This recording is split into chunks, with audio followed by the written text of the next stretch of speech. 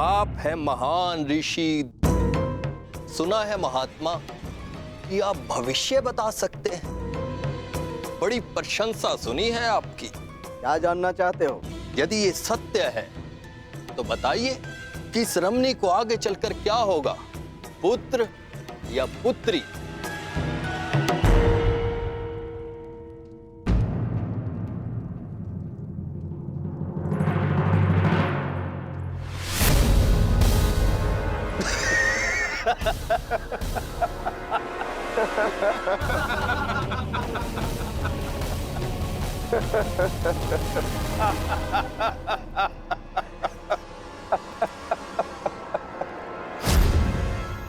और समय बताना मत भूलिएगा महाराज।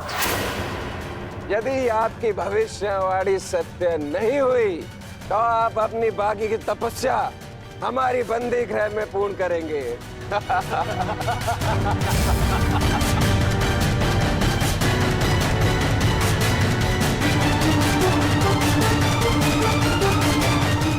कौन क्यों है महाराज?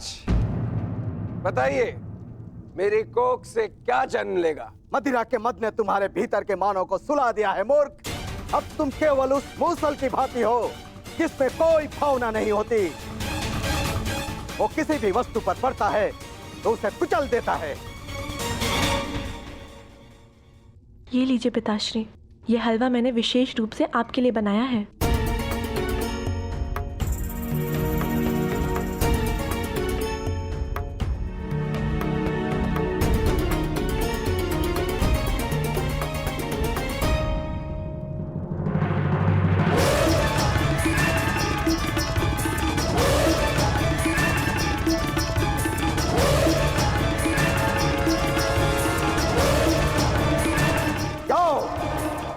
ठीक 1 सप्ताह के पश्चात तुम्हारे पेट से मूसल ही उत्पन्न होगा जो तुम्हारे वंश के विनाश का कारण बनेगा।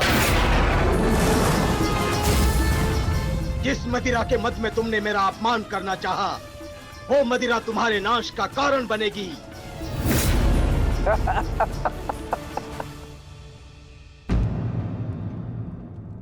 क्या हुआ पिताश्री? आप रुक क्यों गए? क्योंकि जिसे रुकना चाहिए था वो नहीं रुका। लगता है तुम्हें हमारे बंदी गृह के दर्शन करने की उत्सुकता कुछ अधिक है, इसलिए तुमने हमारा अपमान करने का दुस्साहस किया।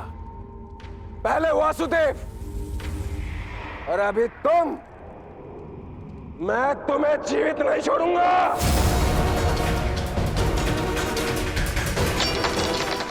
अरे ये क्या कर रहे हो मित्र? शांत हो जाओ और इनसे क्षमा मांगो ताकि अपना श्राप वापस ले ले। ये क्या कह रहे हो तुम? इस पाखंडी से क्षमा मांगू? ये एक पाखंडी है। भला कभी किसी पुरुष के कोख से कुछ जन्मते हुए देखा है? ऐसे ढोंगी साधु से डरने की कोई आवश्यकता नहीं।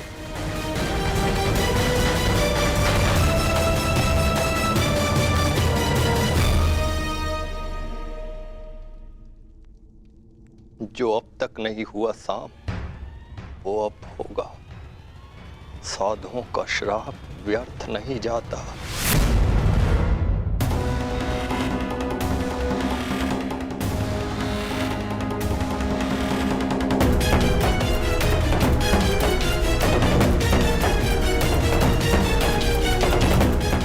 मुझे क्षमा करना पुत्री। कदाचित मैं तुम्हें कह सकता सदा सौभाग्यवती भव।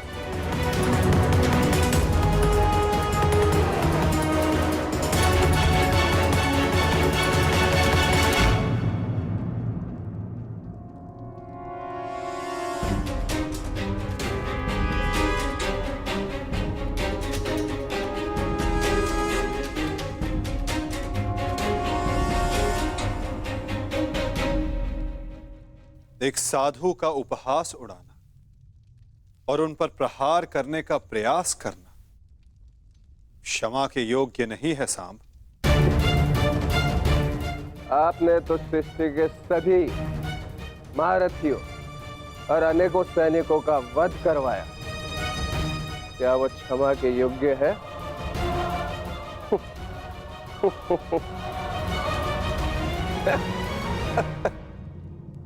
कृतिवर्मा, तुम्हारी उपस्थिति में ये सब हुआ और तुमने साम को रोकने का प्रयास नहीं किया? क्षमा चाहता हूं वासुदेव, हम तो केवल विनोद करना चाहते थे। मुझे अनुमान भी नहीं था कि बात इतनी आगे तक बढ़ जाएगी।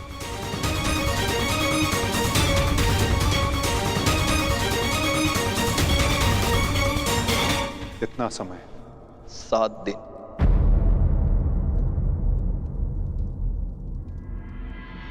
सात दिन बाद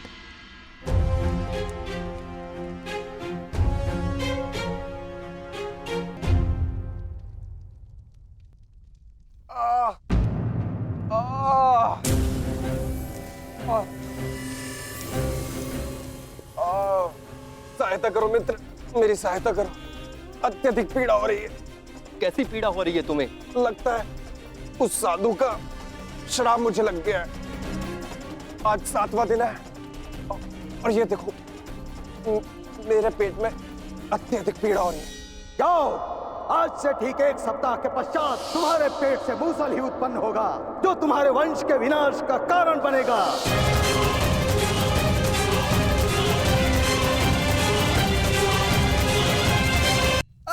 बचाओ बचाओ बचाओ, बचाओ, बचाओ। मैं तेरा अंत कर दूंगा। जानता है मैं कौन हूं? मैं हूं इस द्वारिका का भविष्य, सांब।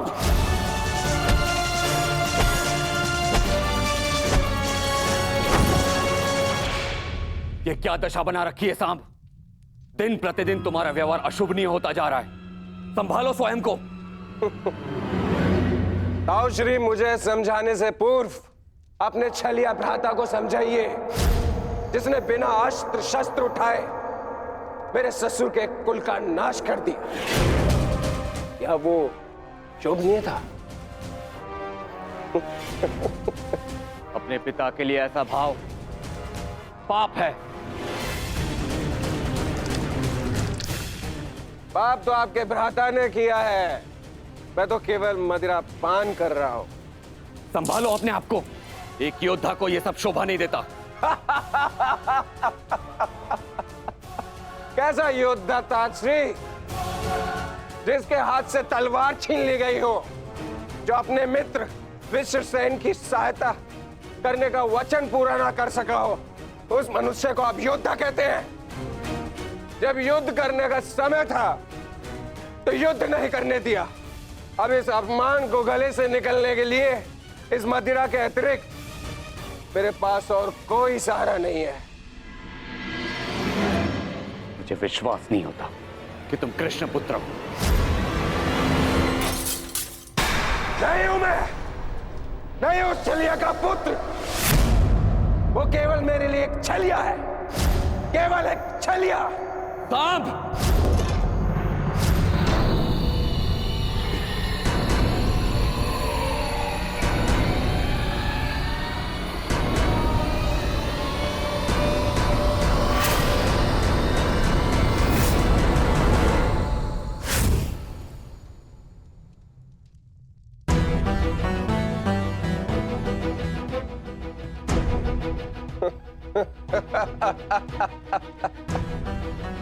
आइए आइए आइए द्वारिकाधीश, आइए।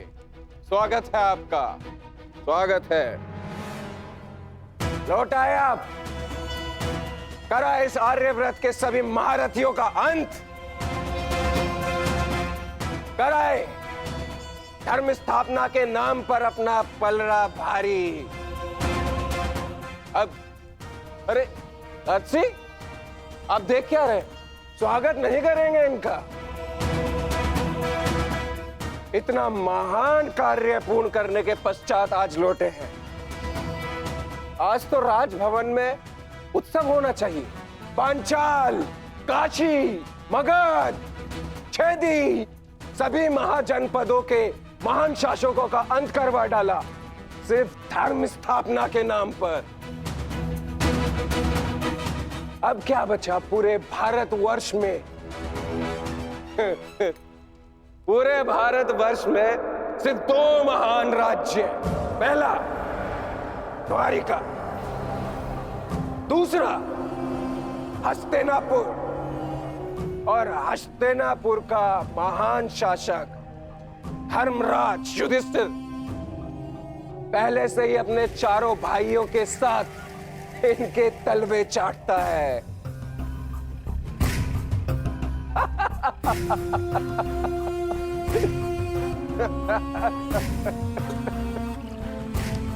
बधाई हो, बधाई हो वासुदेव, बधाई हो।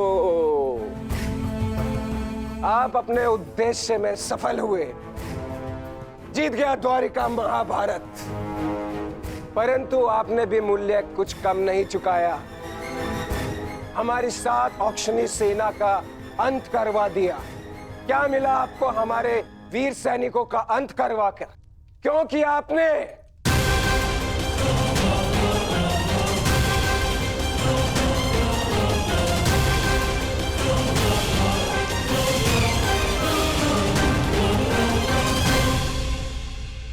उन सैनिकों ने केवल अपने कर्तव्य का पालन किया था सांब। युद्ध लड़ा, अनेकों को मारा और स्वयं वीर गति को प्राप्त हो गए। उन्होंने तो स्वर्ग की सीढ़ियां पा ली सांब। परंतु तुमने अपने साथ क्या किया है पुत्र? तुमने तो स्वयं के जीवन को ही नर्क बना डाला है। तुमने वचन दिया था ना दुर्योधन और लक्ष्मण को कि महाभारत के युद्ध में तुम नारायणी सेना का नेतृत्व करोगे। तो क्यों नहीं बचाया अपनी सेना को? क्यों छोड़ आए अपने मित्र को अकेला युद्ध में? क्यों साथ नहीं दिया अपने मित्र का साथ? केवल अपने प्राण बचाने के लिए? यदि मैं अपने मित्र की सहायता नहीं कर सका तो केवल आपके कारण। आपने रोका था मुझे। मैंने तुम्हें रोका नहीं था साम, केवल विकल्प दिए थे। विकल्प? विकल्प यार में आपने मुझे भयभीत किया था। भयभीत नहीं किया था साम, मैंने केवल तुम्हें यदुवंशी के नियम स्मरण करवाए थे कि यदि नारायणी सेना परास्त होती तो उसके साथ नारायणी सेना का सेनापति अपनी उपाधि खो देता है। विकल्प मैंने अर्जुन और दुर्योधन को भी दिए थे। दुर्योधन ने युद्ध करना चुना और अर्जुन ने धर्म स्थापना। और तुमने युद्ध में भाग ना लेना चुना सांब।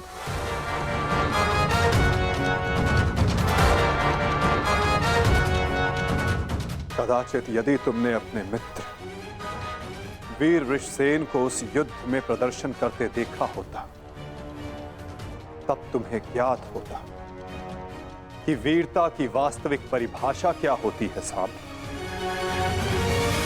यदि तुमने अपने प्राण उस युद्ध में गवा दिए होते तो आज मेरा सर गर्व से ऊंचा होता। किंतु नहीं, तुम तो मदिरा के मध्य में स्वयं के जीवन को धीरे धीरे करके मार रहे हो। लज्जा आती है तुम पर सांब, लज्जा आती है।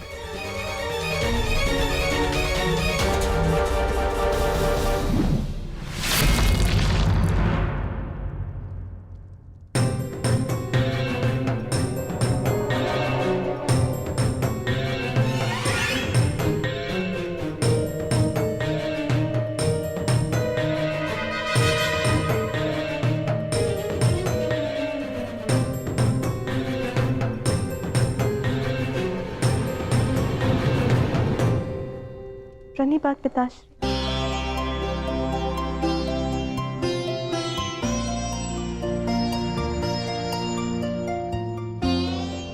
पिताश्री मैं क्षमा। लक्ष्मणा, इतनी लंबी यात्रा से आया हूं पुत्री, भोजन नहीं कराओगी? जी पिताश्री।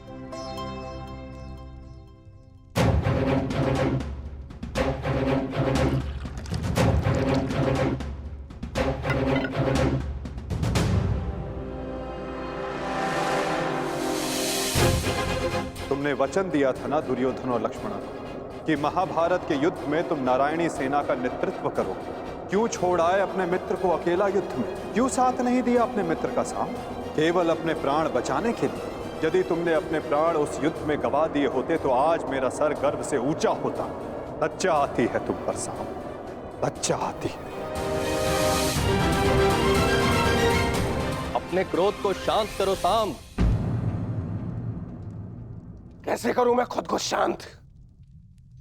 पिता होकर सदैव मेरा मस्तक दूसरों के सामने झुकाता है, और आज भी तो यही किया उन्होंने। लाओ, मुझे दो मित्र।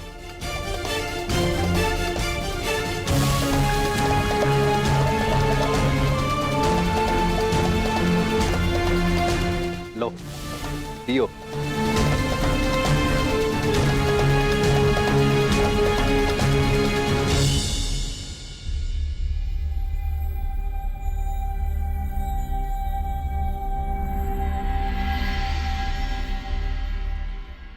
भोजन आराम कीजिए पिताश्री।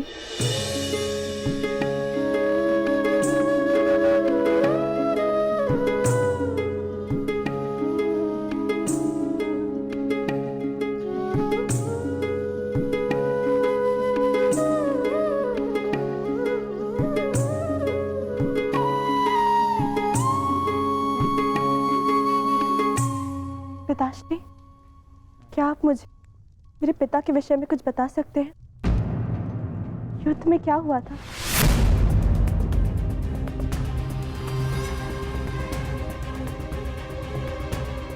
निसंदेह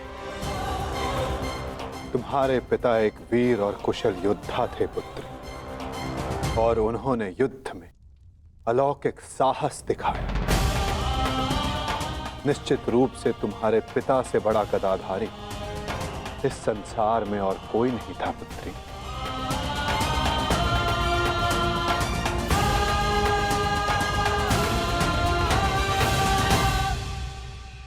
यदि ये सत्य है तो उन्हें ये संसार छोड़ के क्यों जाना पड़ा पिताश्री? हमारे कर्म और हमारे चयन हमारी नियति निर्धारित करते हैं। कुछ भावों में और कुछ वस्तुओं में अधर्म का वास होता है।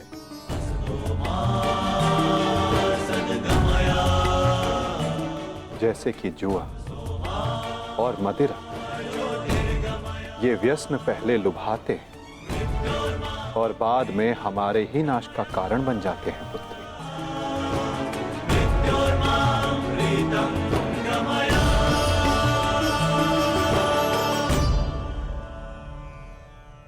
लो मित्र, पियो।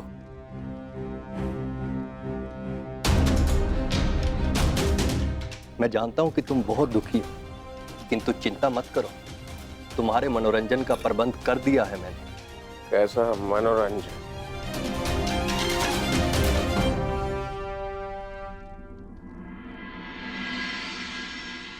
लक्ष्मणा, सदैव स्मरण रखना पुत्री, जब जब मनुष्य पर मद और जुए का प्रभाव बढ़ेगा, तब तब वो अपने पग अपने पतन की ओर बढ़ाएगा। संभल कर मित्र, आज का विनोद तुम्हारे मन की सारी कड़वाहट बाहर कर ले जाएगा।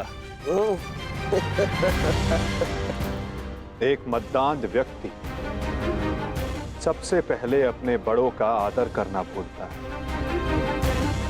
उनका अपमान करता है, उनका उपहास बनाता है, और उसके पश्चात वहीं से उसका अंत प्रारंभ हो जाता है। 7 दिन बाद। लगता है उस साधु का श्राप मुझे लग गया है। आज 7वां दिन है और ये देखो मेरे पेट में अत्यधिक पीड़ा हो रही है। जाओ, आज से ठीक 1 सप्ताह के पश्चात तुम्हारे पेट से मूसल ही उत्पन्न होगा, जो तुम्हारे वंश के विनाश का कारण बनेगा। इस पीड़ा से मुझे मुक्त करो मित्र, मुक्त करो।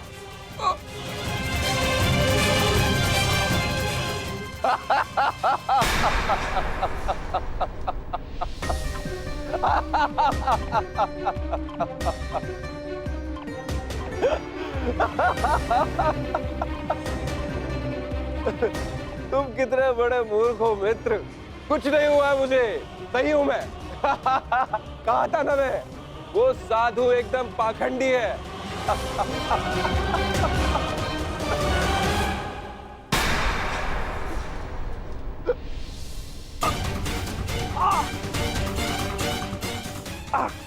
सांब,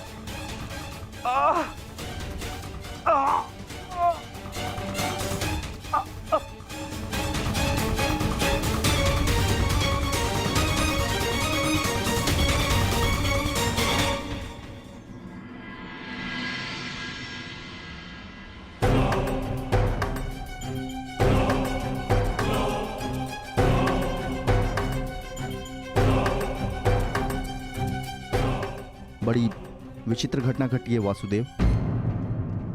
कुमार सांब के शल्य चिकित्सा के पश्चात उनके पेट से ये मूसल निकला है।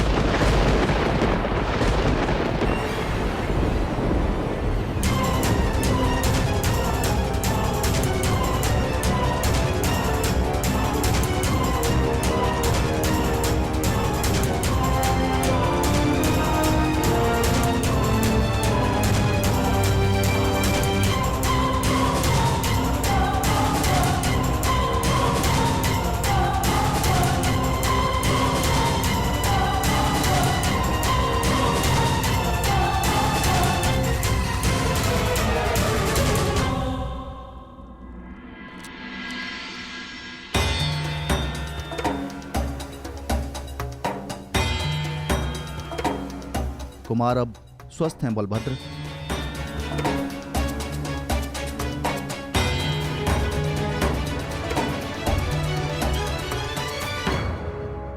देख लिया, ये उस श्राप का नहीं, ये तुम्हारे अहंकार और तुम्हारे मदिरापान का फल है। ये श्राप तो केवल एक निमित्ता है। तुम्हारे कर्मों के कारण यदुवंश का नाश जन्म ले चुका है। यदि मदिरा के मद में तुमने एक महात्मा का अपमान ना किया होता तो आज तुम्हारी यह दशा ना होती।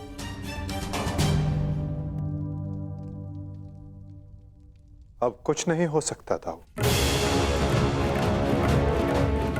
मनुष्य को अपने कर्मों का फल मिलता ही है, परंतु एक के कर्मों का फल पूरा वंश भुगते, ये नीति नहीं है। यदि अनाज के पौधों के बीज में घुन लग जाए तो वो सारी फसल नष्ट कर देते हैं दाऊ। नहीं कान्हा, मैं सांब की मूर्खता का फल समस्त द्वारका को नहीं भुगतने दूंगा।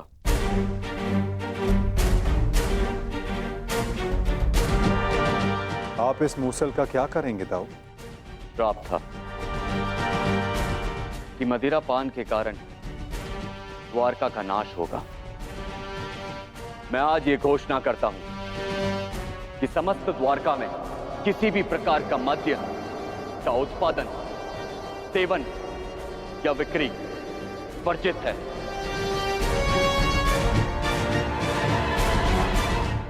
और रही बात इस मूसल की, तो इसका उपाय है मेरे पास।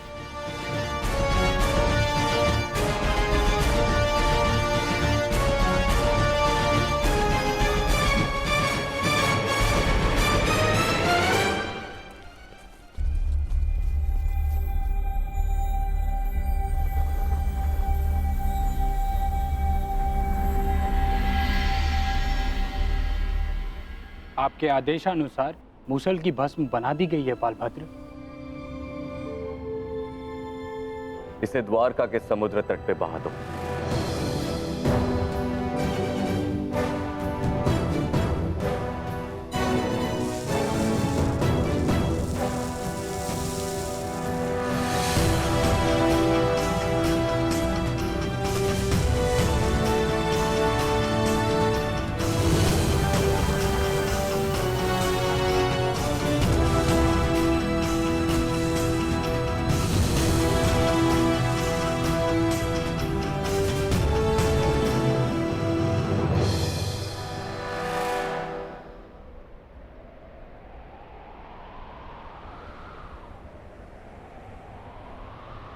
दाऊ,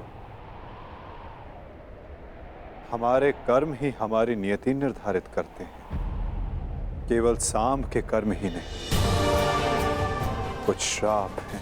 मैं तुम्हें श्राप देती हूँ कि जिस प्रकार तुमने मेरे कुल का अंत किया है, उसी प्रकार तुम्हारे कुल का अंत भी होगा। और कुछ पाप भी जो द्वारिका की नियति बनाएंगे। चक्रवात से घर के धराशायी होने का भय हमेशा रहता है कृष्णा। इसका अर्थ ये नहीं कि मनुष्य अपने घर की नींव सुदृढ़ ना करे।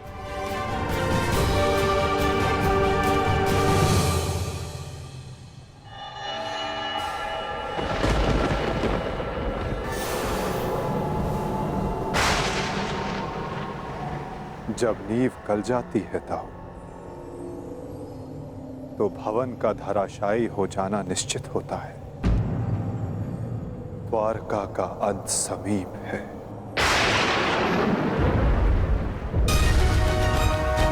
नहीं कान्हा, मेरे रहते हुए ऐसा नहीं होगा।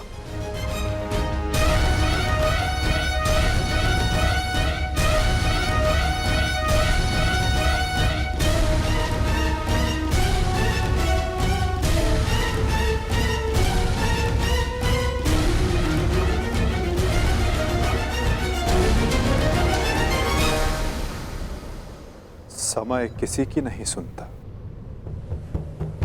और ना ही श्राप आपकी सुनेगा ताऊ।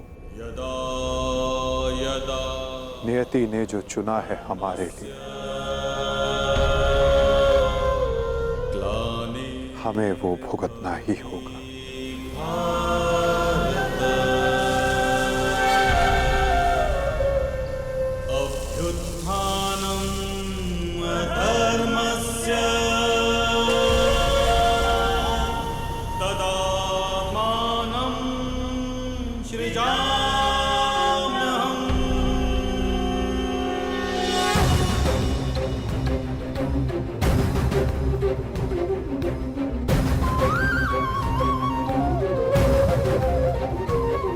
हर एक सरकंडे में एक आहुति छिपी है ताऊ।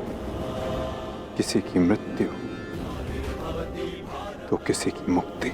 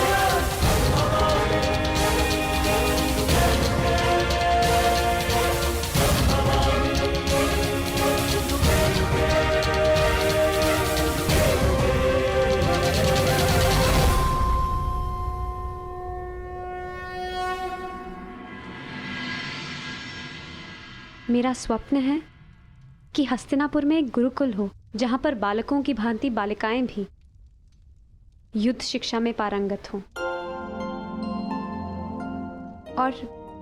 और अपनी सुरक्षा करना सीखें। अति उत्तम विचार है पुत्री।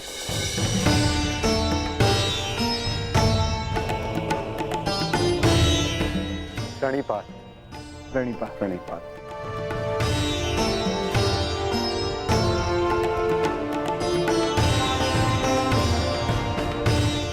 यदि प्रत्येक स्त्री अपनी सुरक्षा में समर्थ हो जाए तो कोई भी पुरुष उस पर अत्याचार नहीं कर पाएगा। यदि वो अबला से सबला बन जाए तो ना ही कोई चीरहरण होगा और ना ही कोई महाभारत होगी।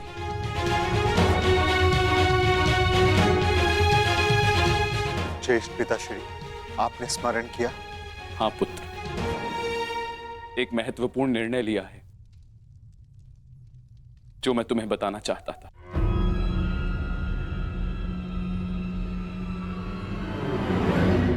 गांधारी, जीवन का हर चरण देख लिया पुत्रों, परंतु अब वानप्रस्थ करके संन्यास ग्रहण करने का समय आ गया है।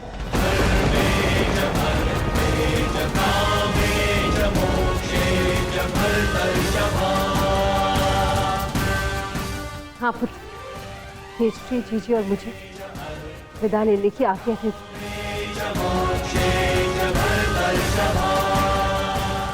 प्रस्थान? किंतु अचानक ऐसे? क्या हुआ माता? कोई समस्या हुई है या हमसे कोई भूल हुई है जिससे आपको कष्ट पहुंचा है? नहीं पुत्रों, तुमने और द्रौपदी ने अपना कर्तव्य कुशलता से पूर्ण किया है और अब हमने निर्णय लिया है कि हम तीनों वानप्रस्थ के लिए प्रस्थान करें।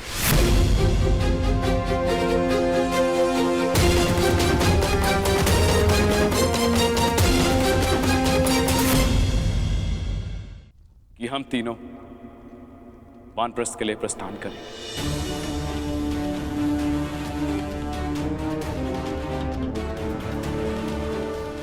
पुत्र का मोह आपको जाने भी नहीं देना चाहता और पुत्र का धर्म आपको रोक भी नहीं सकता। आप सबके तप संचय को रोकना भी पाप होगा।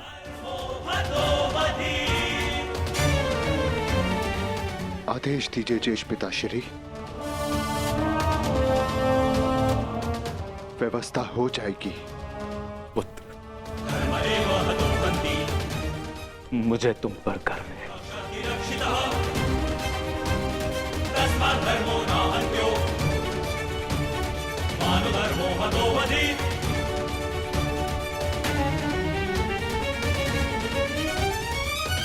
परंतु हम आपको ऐसे नहीं जाने दे सकते। आप सभी के साथ हमें भी एक उत्सव मनाने का सौभाग्य तो मिलना चाहिए ना। ठीक है, जैसा तुम सबको ठीक लगे पुत्रों।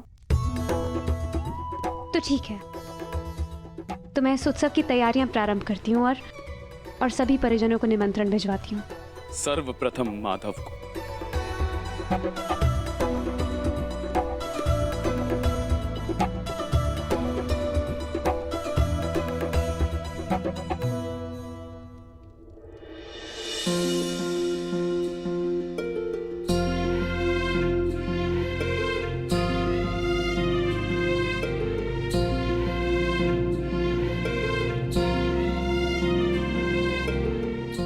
सखी ने निमंत्रण दिया है, स्वीकार करना ही पड़ेगा।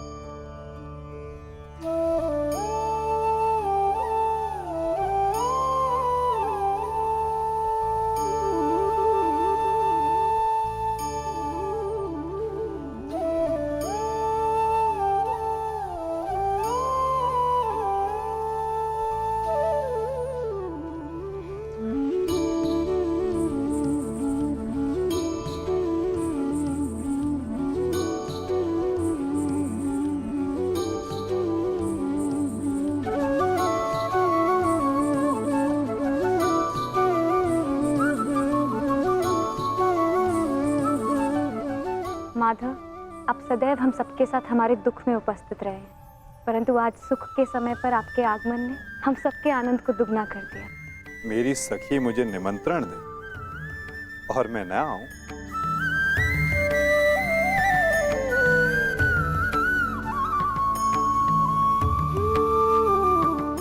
तुम सबका परिश्रम स्पष्ट दिखाई दे रहा है। जब प्रेरणा देने वाला शुभ हो तो परिश्रम का फल भी शुभ ही होता है माधव। आइए माधव, अपना स्थान ग्रहण करें।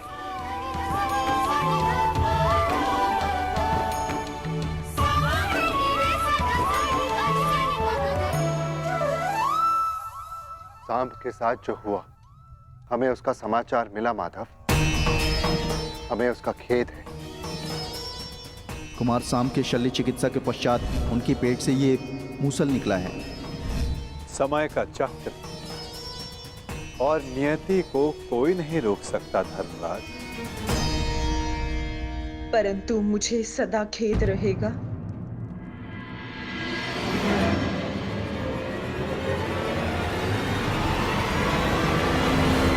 ये नियति मेरे ही श्राप के कारण आई है वासुदेव।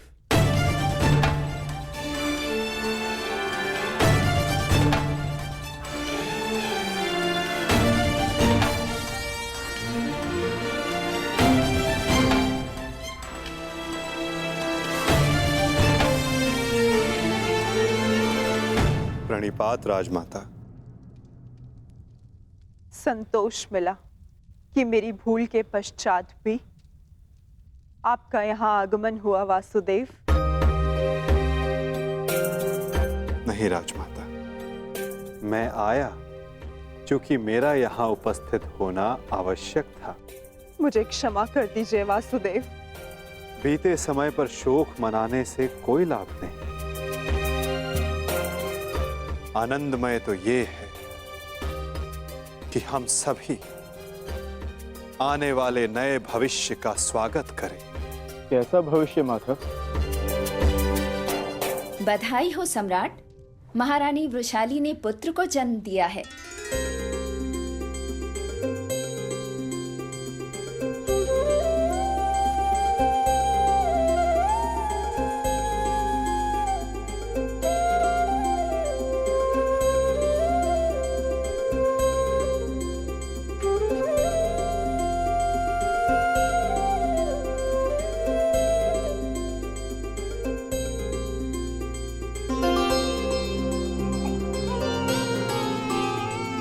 इसकी आंखों में इसके पिता की भांति तेज कल्याण हो। बुआ श्री, इस बालक का नामकरण कीजिए।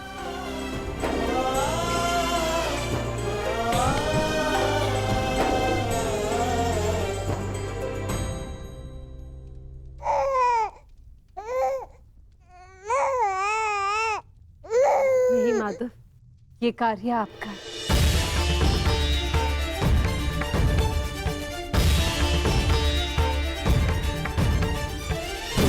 क्षमा शमोस्तेयं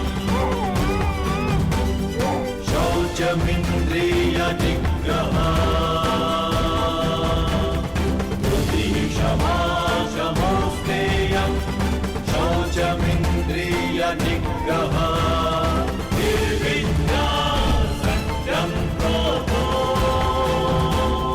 दशकं धर्मलक्षणम्। मित्र कर्ण के एक वीर पुत्र का नाम वृषसेन था और इस वीर बालक का नाम है राधे कर्ण पुत्र वृषकेतु। वृषकेतु, वृषकेतु, वृषकेतु।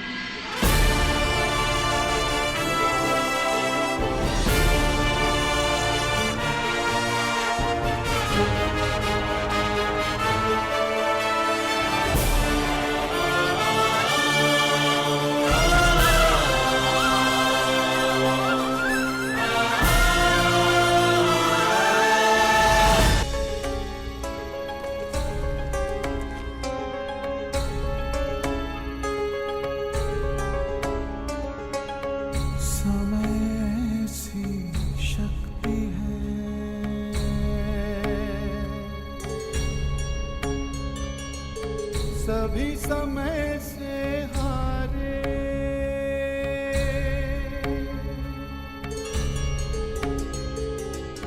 समय सी शक्ति है। सभी समय से हारे राजा हो या रंग सभी बनते रहे बेचारे।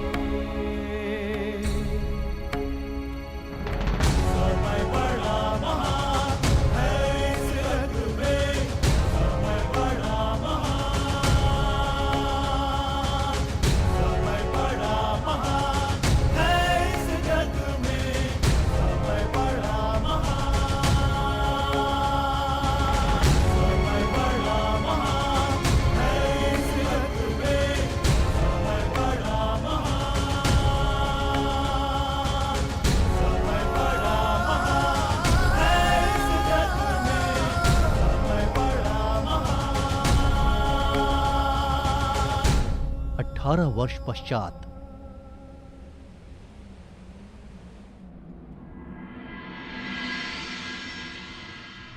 तो कुरुकुल की अगली पीढ़ी अपना प्रशिक्षण पूर्ण कर चुकी है धर्मराज।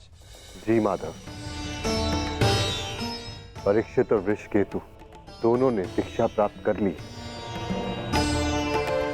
अब सत्ता को अगली पीढ़ी में हस्तांतरित करने का समय आ गया। परंतु माधव महाराज,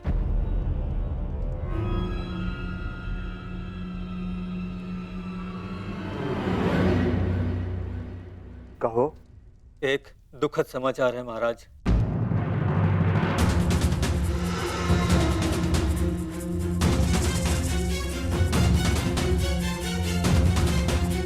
अभयदान दिया, बोलो क्या समाचार है? राजमाता कुंती। क्या हुआ है माता कुंती को?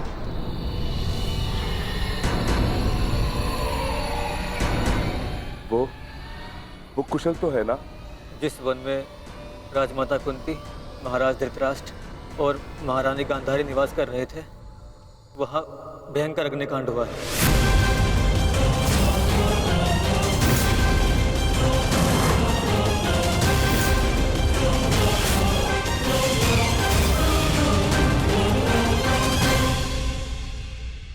और वो तीनों जलकर भस्म।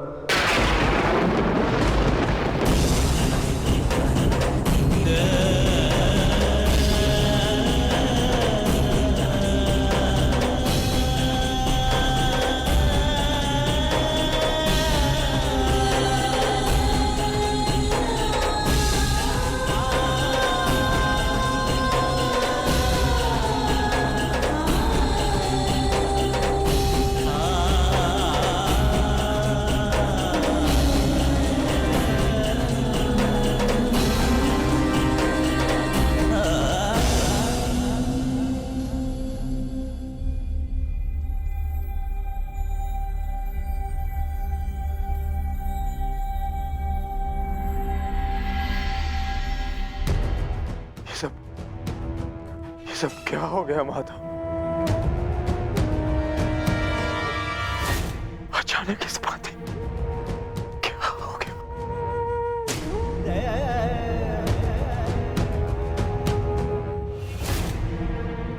जो संसार में आया है उसे जाना ही है। महत्वपूर्ण ये है कि वो अपने जीवन से क्या लेकर गए और इस संसार को क्या देकर गए।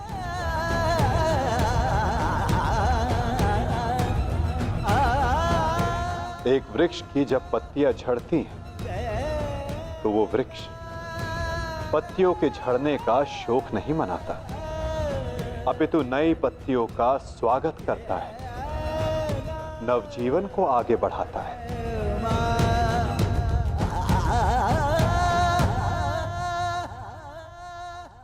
आप सब स्वयं को संभालिए।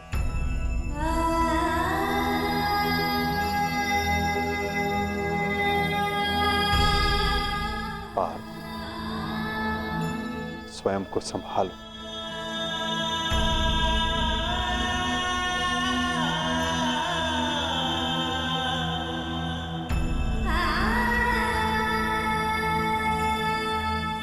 धर्मराज, आपने अपना हर कर्तव्य, हर उत्तरदायित्व कुशलता पूर्वक पूर्ण किया है और परिवर्तन का जो वचन आपने दिया था उसे भी पूर्ण किया। और अब ये समय दुख मनाने का नहीं, अपितु अपना उत्तरदायित्व पूर्ण करने का है धर्मराज।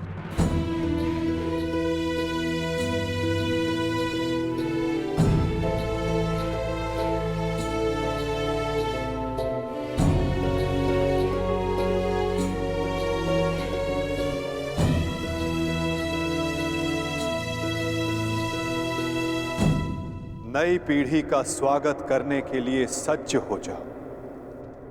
समय आ गया है कि हस्तिनापुर के नए युवराज को प्रजा के समक्ष प्रस्तुत किया जाए।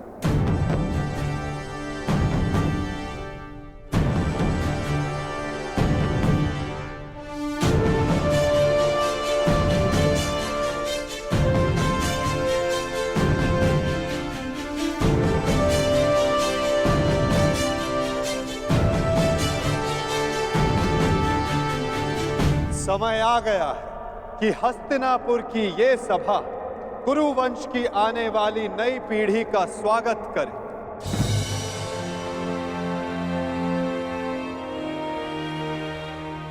हस्तिनापुर के 2 महारथी, 2 युवराज।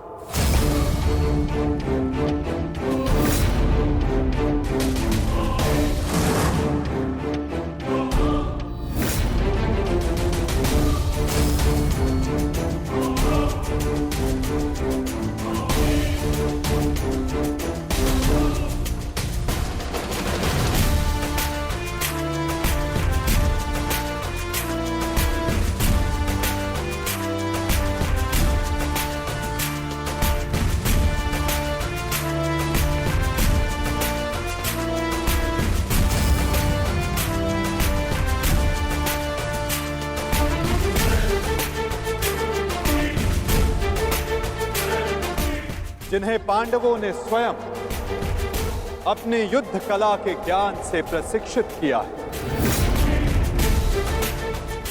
जिन्हें महाधनुधर अर्जुन ने धनुर्विद्या सिखाई,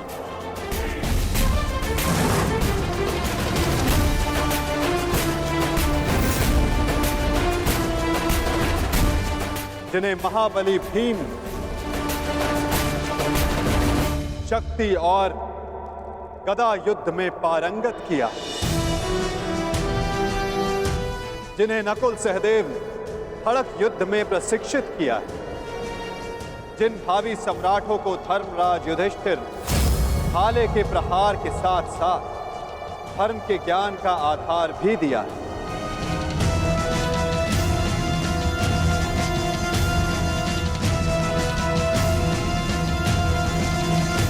अब भारत के नए शासक तैयार हो चुके हैं। धर्म स्थापना के लिए नई पीढ़ी सज्ज हो चुकी है।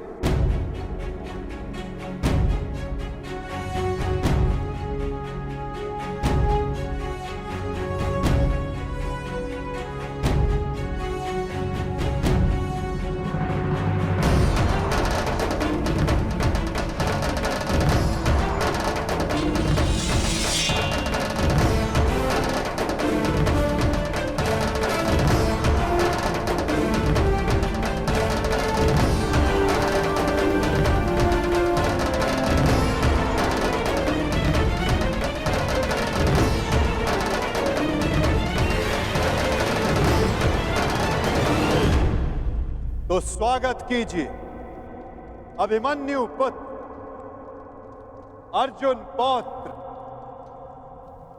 युवराज परीक्षित का।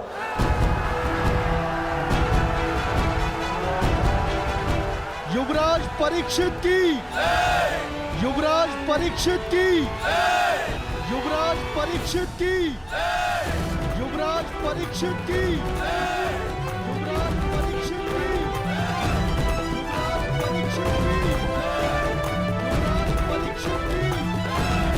युवराज परीक्षित की।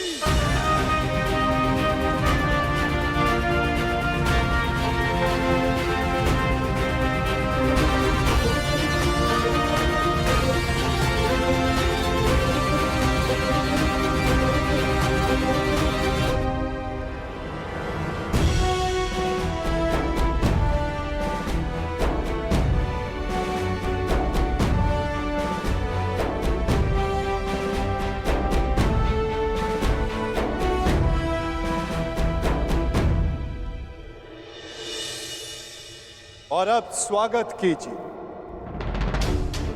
राधे कर्ण पुत्र युवराज वृषकेतु का। युवराज वृषकेतु की, युवराज वृषकेतु की, युवराज वृषकेतु की, युवराज वृषकेतु की, युवराज वृषकेतु की,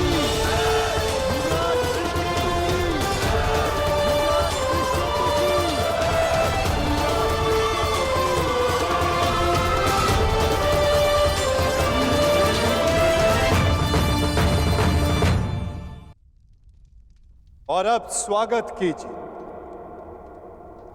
राधे कर्ण पुत्र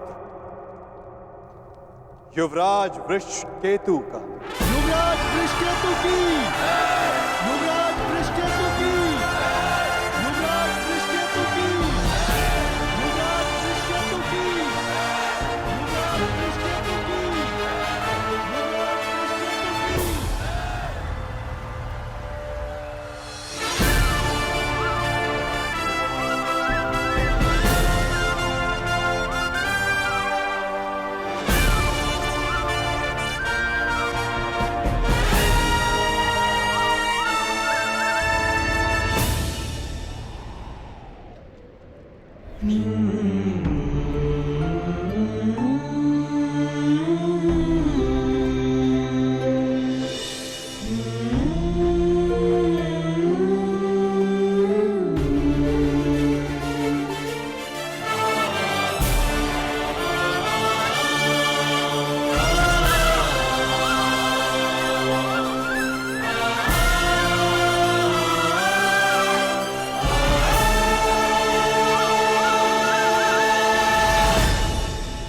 इन्होंने अपना कर्तव्य पूर्ण किया धर्मराज, अब आप अपना कर्तव्य पूर्ण करें। एक सम्राट का कर्तव्य होता है कि वो अपने उत्तराधिकारी को निष्पक्ष होकर चुने। केवल बल ही नहीं, बुद्धि प्रवीण हो, न्याय उचित, धर्म उचित हो। और मेरा धर्म ये कहता है, न्याय और धर्म अनुसार हस्तिनापुर नरेश मेरे ज्येष्ठ भ्राता कर्ण के पुत्र वृषकेतु हो। युवराज वृषकेतु की, युवराज वृषकेतु की, युवराज वृषकेतु की।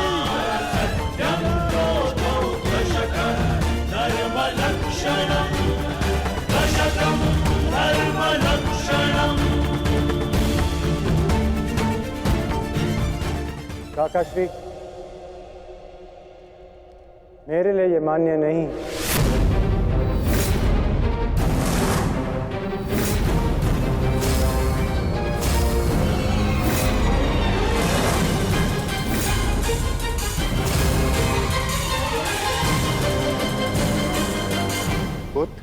सम्राट, आपका न्याय उचित है,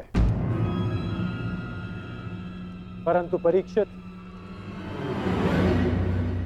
मुझसे ज्येष्ठ हैं, इसलिए न्याय अनुसार और धर्म अनुसार हस्तिनापुर के सम्राट केवल और केवल परीक्षित ही होने चाहिए।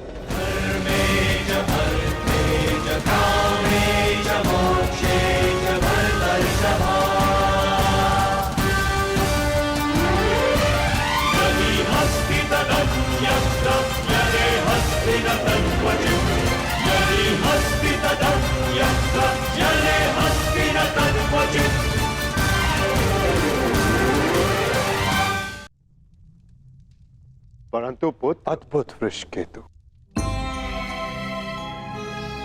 ये त्याग केवल कर्ण पुत्र ही कर सकता है।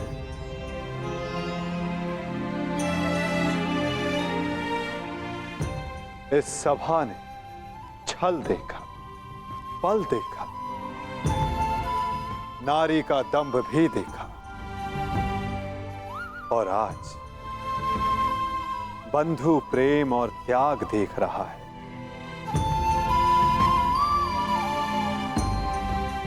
सच में परिवर्तन का जो स्वप्न अंगराज कर्ण ने वर्षों पूर्व देखा था, वो परिवर्तन आज दिख रहा है।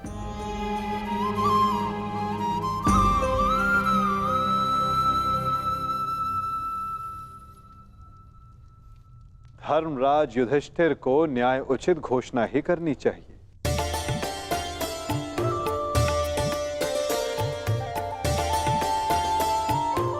जैसी आपकी आज्ञा माधव।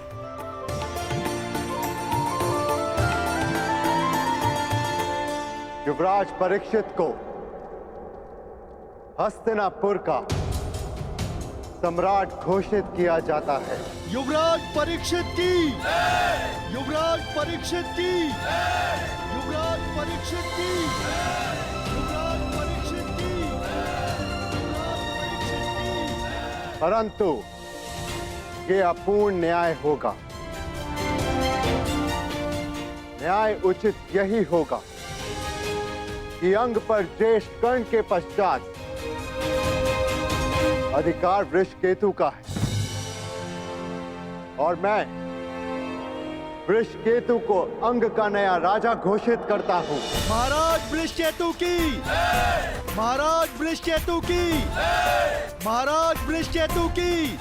और अंग के साथ साथ इंद्रप्रस्थ भी वृषकेतु के नियंत्रण में होगा। अंगराज वृषकेतु की, अंगराज वृषकेतु की, अंगराज वृषकेतु की।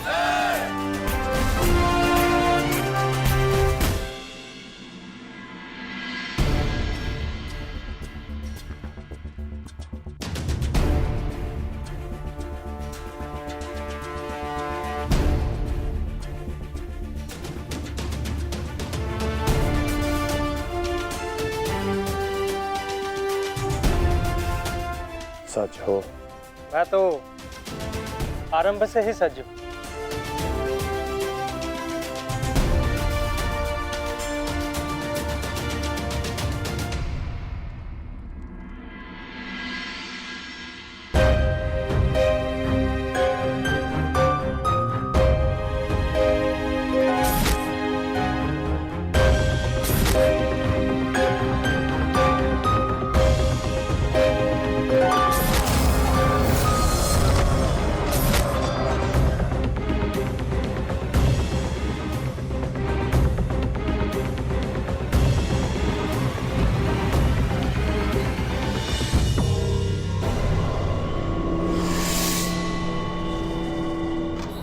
माधव, मुझे जाना होगा पार्थ।